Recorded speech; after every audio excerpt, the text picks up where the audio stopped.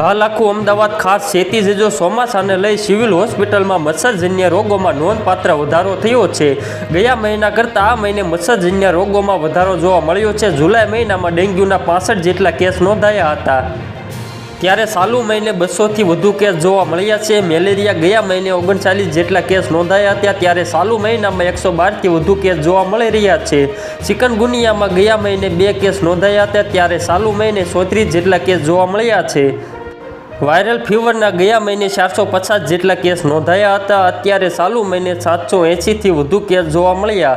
જો તમે વરસાદની ઋતુમાં બીમારીઓથી દૂર રહેવા માંગતા હો તો મચ્છરોથી પોતાને બચાવો। ચોમાસા દરમિયાન મચ્છરજન્ય રોગો જેમ કે મેલેરિયા, ડેન્ગ્યુ અને ચિકનગુનિયા વધુ પ્રમાણમાં જોવા મળે છે। મચ્છરોથી બચવા માટે લાંબી બાયના પેન્ટ પહેરો અને સૂતી વખતે મચ્છરદાનીનો ઉપયોગ કરો।